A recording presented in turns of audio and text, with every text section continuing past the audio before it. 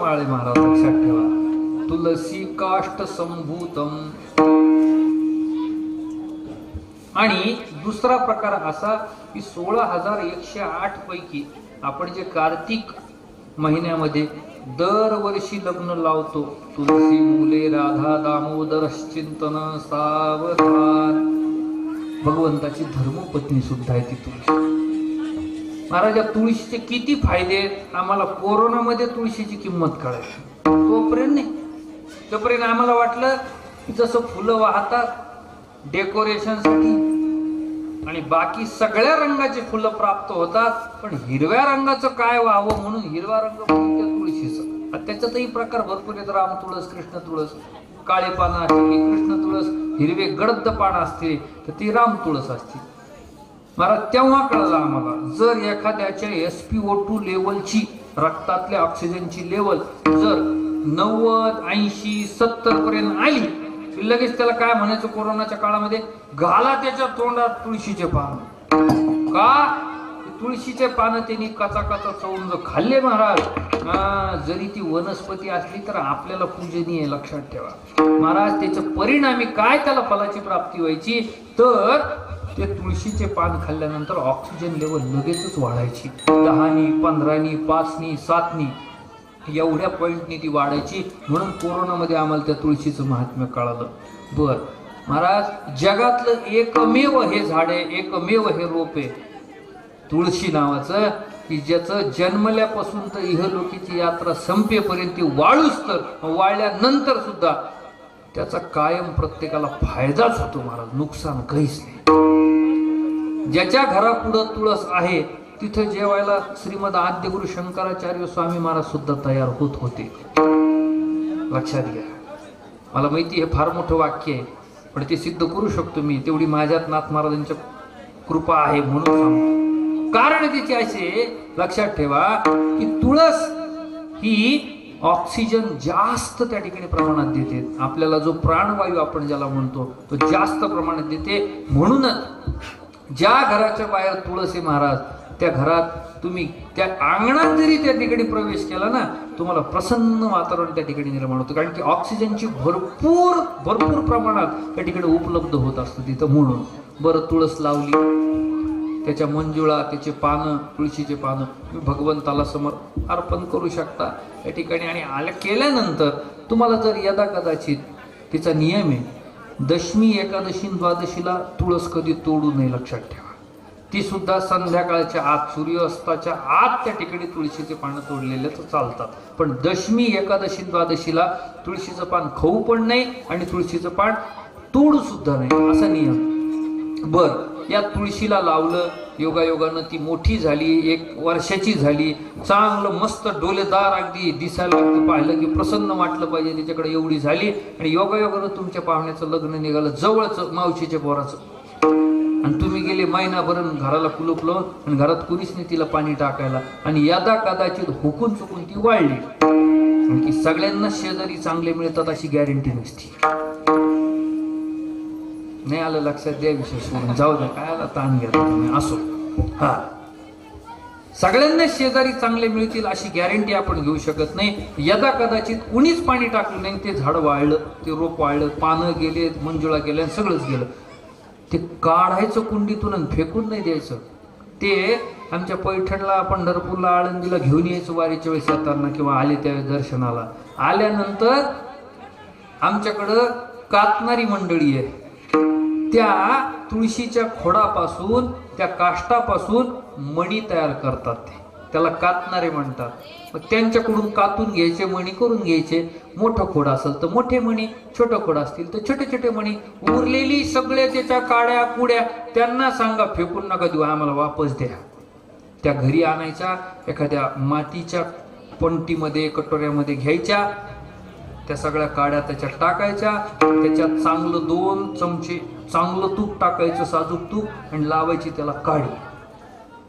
काडी लावली की संपूर्णपणे तो विस्तू शांत होईपर्यंत आपणही शांत राहायचं. शांत झाल्यानंतर तो गार झाला का मग त्याला असं चोळलं की झाला बुक्का तयार. काय वाया गेलं सांगा ना महाराज. माणसाने असावं ना तर त्या तुळशी मातेसारखं असावं. विठ्ठल विठ्ठल.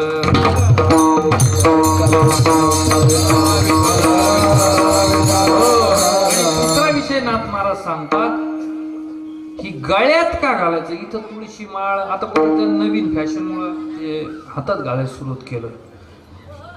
पण ज्याचं जे स्थान आहे ना महाराज, लक्षात ठेवा, आपलं धर्मशास्त्र फार बारीक आहे. हा नाही नाही इथलच नाही सांगत मी, हे लगे हात लगे एक जण असं तसं नाही सांगायचा हेतू काय लक्षात ठेवा. ज्याचं जे स्थान निश्चित आहे ना त्या स्थानावर मला सांगा तुम्ही, फक्त भगवती जगज्जननी जगदंबा माता सोडली तर आपल्याकडं सोन्याचे पायातले किंवा सोन्याचे पैंजण कुणी घातलेत का? आठवतं का तुम्हाला? आठवतं का? नाही. तो अधिकार फक्त जगज्जननी आदिमाया शक्ती या देवीला आहे. भगवतीला तुम्ही त्या ठिकाणी अर्पणही करू शकता, समर्पणही करू शकता, किंवा बऱ्याच ठिकाणी अलंकारामध्ये तो दागिना आहे. पण पैंजण सोन्याचे पैंजण आहेत. महालक्ष्मीला आहे, भवानी मातेला आहे, तुळजाभवानी मातेला आहे, पंढरपूरला रुक्मिणी मातेला सुद्धा आहे. पण तो अधिकार फक्त त्या देवीला आहे. आपल्याकडचा अंबानी असू नये तर बिर्ला असो, त्यांच्या घरचं सुद्धा ज्यावेळेस लग्न होतं त्यांच्या पायात कधी पाहिलं का तुम्ही सोन्याचे पैंजण? का? कारण की सोनं हा धातू पायात घालायसाठी नाही. सोनं हा धातू इथून वरच अर्पण झाला पाहिजे किंवा इथून वरच धारण केला पाहिजे. त्याची जागा तेवढी खाली नाही, म्हणून त्या ठिकाणी सोन्याचं पैंजण चालत नाही. मग काय चालतं? मग दुय्यम स्थान रजत म्हणजे चांदी, चांदीचे पैंजण चालतात. विठ्ठल विठ्ठल.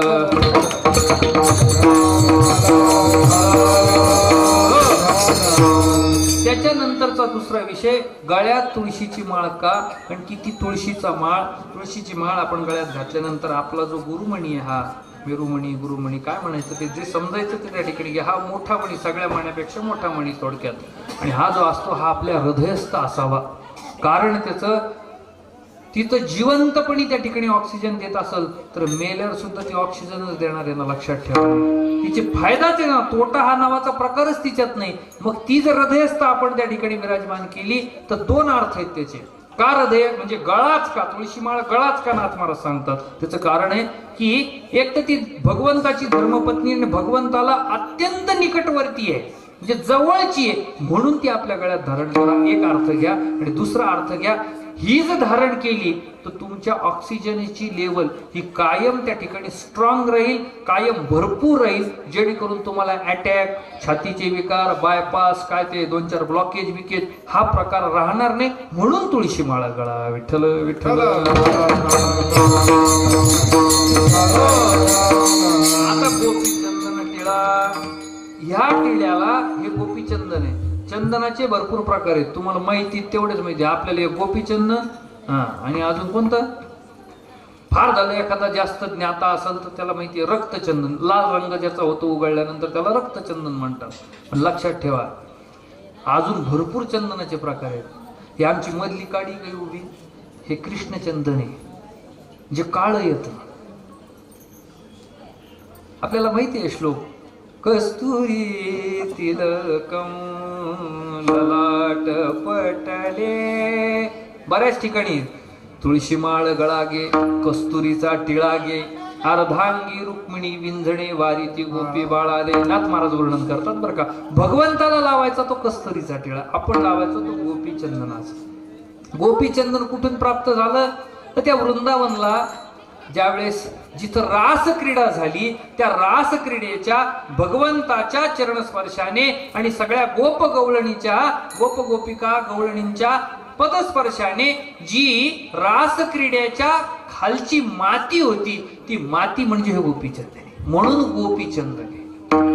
महाराज लक्षात ठेवा, कुणी राम सीता म्हणत नाही, कायम आपण म्हणतो सीताराम.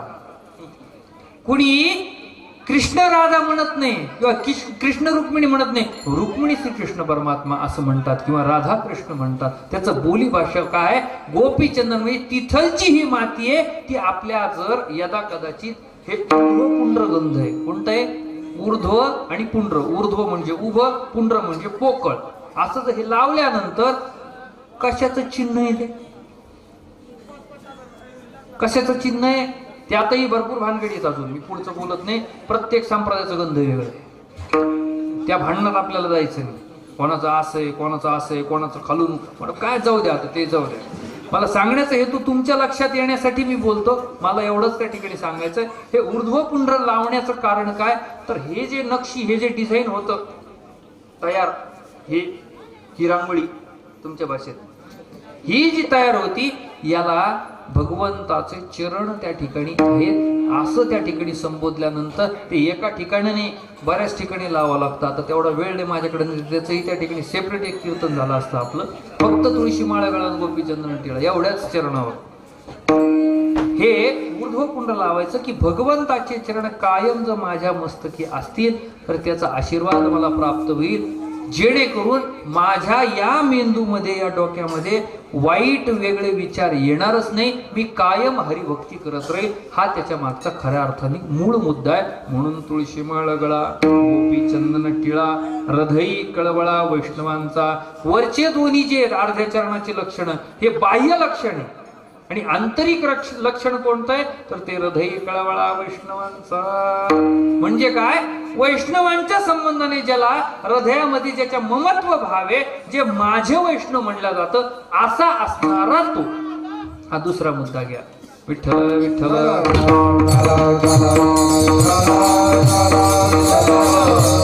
वैष्णव कोणाला म्हणायचं, जो वर्षातले 29 उपवास करतो त्याला वैष्णव म्हणायचं. मग आम्ही सोमवार धरतो, बुधवार धरतो, शनिवार धरतो, ते नाही धरल्या जात. याच्यात आमच्यात धरल्या जातात. ऐका, वैष्णव कोणाला म्हणायचं, जो वर्षातले 29 उपवास करतो.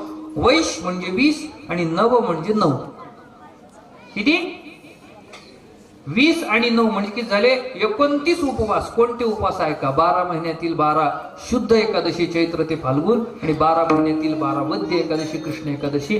12 दुने 24, राहिल्या 5 चैत्र ते फाल्गुन. बघा, जानेवारी ते डिसेंबर बघू नका. चैत्र ते फाल्गुन जर मोजल्या तर पहिला उपवास येतो तो म्हणजे रामनवमी, दुसरा नरसिंह जयंती, तिसरा गोकुळाष्टमी म्हणजे श्रीकृष्ण जयंती, चौथा वामन द्वादशी. वामन द्वादशी बरेच जणांच्या लक्षातच राहत नाही, त्याच्यामुळे ते खाऊन घेतात, मग ते महाशिवरात्र करतात त्याच्या जागी. आणि 5वा म्हणजे दत्त जयंती. 5 विष्णूंच्या जयंत्या, अवतार दिन, प्रकट दिन, हे 5 आणि हे 24 एकादशी. किती झाले? 29 उपवास करतो त्याला खऱ्या अर्थाने वैष्णव म्हणलं जातं. या वैष्णवांच्या संबंधाने ज्याच्या हृदयामध्ये ममत्व भाव आहे असा असणारा तो. विठ्ठल विठ्ठल. तिसऱ्या चरणामध्ये नाथ महाराज आपल्याला सांगतात,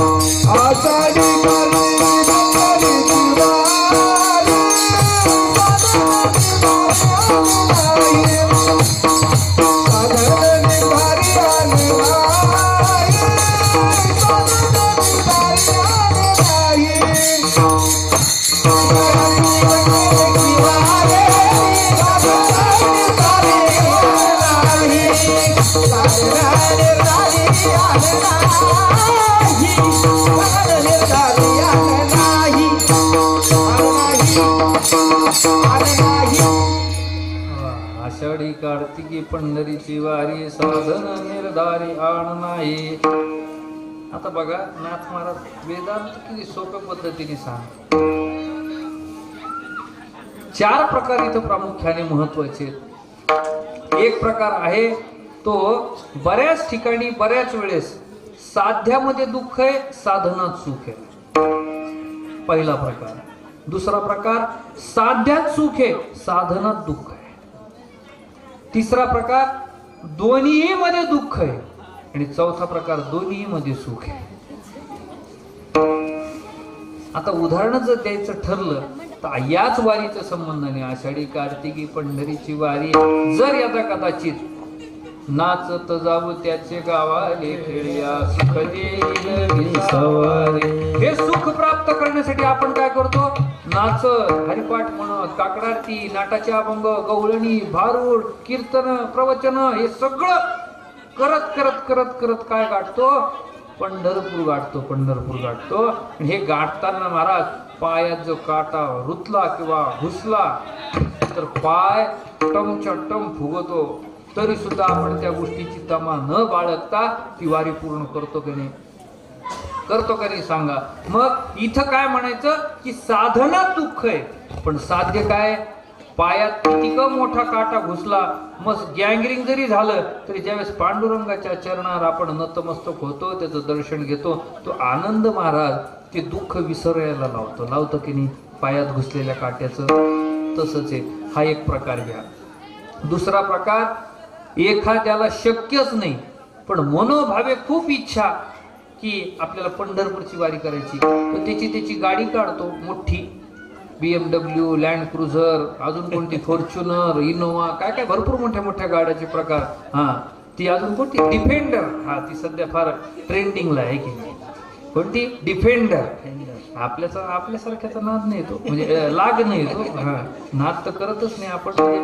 पण वारीच्या बाबतीत सुद्धा म्हणलं तर हरकत नाही बरं का. एक वेळ नाद करते का यावंच लागतंय म्हणून तुमच्या भाषेत तुम्हाला जास्त तो परिपाठ आहे म्हणून सांगितलं बरं का. यावंच लागतंय वारीला, त्याला इलाजच नाही. आणि मग त्यांनी काढावी ती गाडी 4-2 त्याच्यातही टाकावे आपल्या जवळपासचे, ते म्हणले की मला वारीला जायचं होतं पण जमलं नाही. आणि मग हे सगळे जण मिळून त्या वारीला पंढरपूरला दाखल व्हावे. साधना तिथं सुख प्राप्त झालं पण योगायोगानं त्या इतर चौघाचे दर्शन झाले. पण ह्याच्या दर्शनाच्या वेळेसच याचा खिशात मोबाईल सापडला. चाल सरक, चाल वारीतून रे निघ, वरांगेतून बाजूला सरक, चाल. याच दर्शन राहिलं. साधनात सुख होतं पण साध्यात दुःख प्राप्त झालं. पंढरपूर जाऊन सुद्धा बऱ्याच जणांचं दर्शन होत नाही. पण आपला वारकरी संप्रदाय नियम करतो महाराज, सगळ्यांचंच आषाढीला आणि कार्तिकीला दर्शन होतच का नाही. पण जर हे दर्शन जरी नाही झालं, फक्त तुम्ही कळसाचं दर्शन घ्या, दोन्ही रुक्मिणी मातेचं आणि पांडुरंग परमात्म्याच्या कळसाचं दर्शन घ्या. आणि तिथल्या तिथं तेवढ्या गर्दीमध्ये मोठी नगर प्रदक्षिणा केली तर अतिउत्तम, नाही तर छोटी जरी मंदिराभोवती प्रदक्षिणा झाली तरी सुद्धा तुमची वारी पूर्ण होते. सुरुवातीला चंद्रभागे स्नान करावं लागतं. विठ्ठल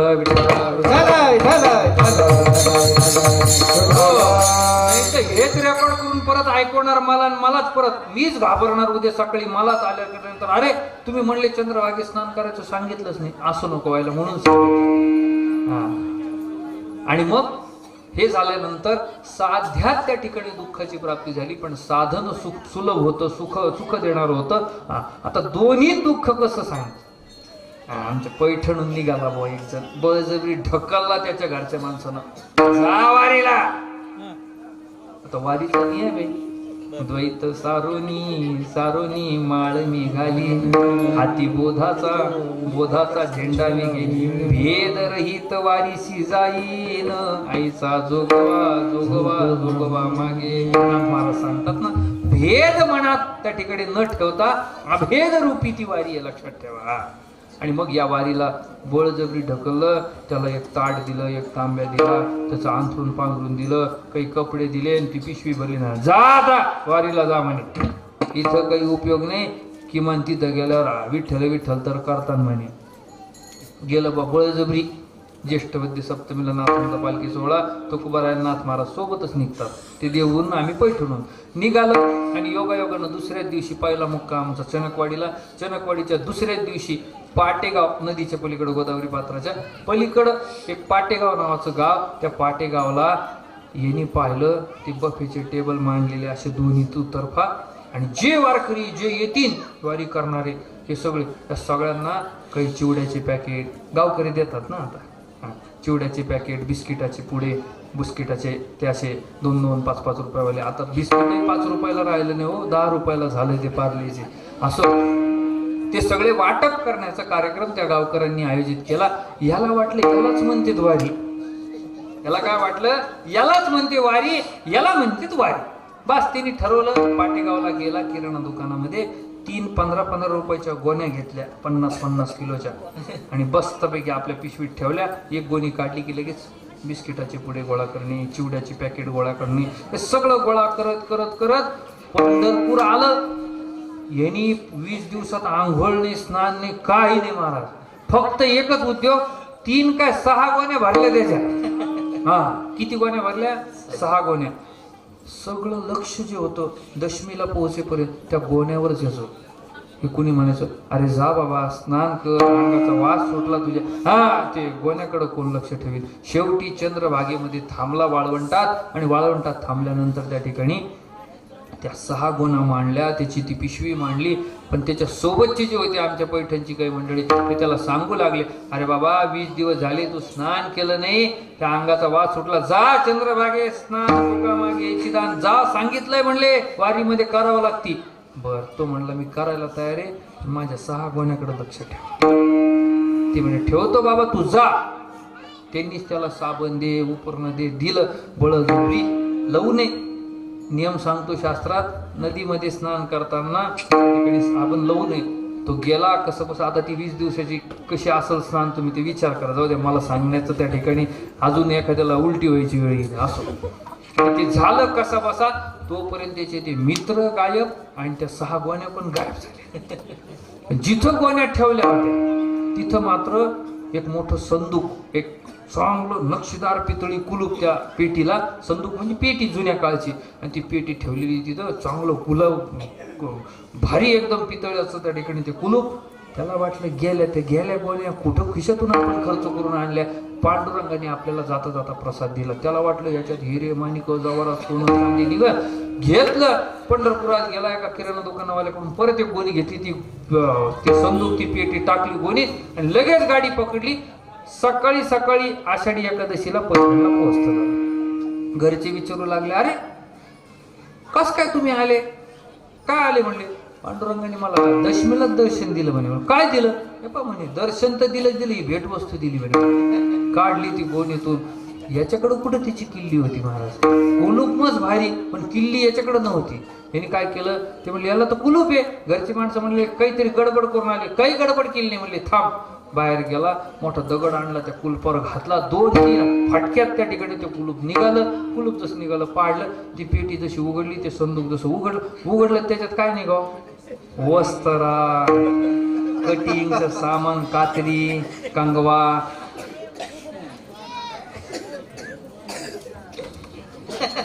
साध्यातही दुःख आणि साधनातही दुःख. विठ्ठल विठ्ठल.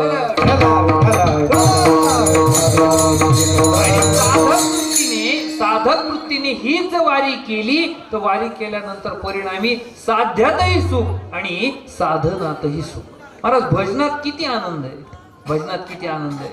खूप खूप आनंद आहे. मग तो आनंद फक्त तुम्हाला घेता आला पाहिजे. ज्या दिवशी तुम्हाला कळेल की भजन सुद्धा आनंद देत, कीर्तनाला साथीला गेलो, श्रवणाला गेलो तरी सुद्धा हे कीर्तन नावाचं जी भक्ती आहे, या भक्तीतून आपल्याला आनंद प्राप्त होतो. जर तुम्हाला कळालं तर निश्चित तुम्हाला साध्यातही सुख प्राप्त होईल आणि साधनातही सुख प्राप्त होईल. विठ्ठला विठ्ठला महाराज सांगतात, आषाढी कार्तिकी पंढरीची वारी, साधन निर्धारी आण नाही, तुळशी माळ गळा गोपी चंदन टिळा, हृदय कळवळा वैष्णवांचा विठोबा रखुमाई.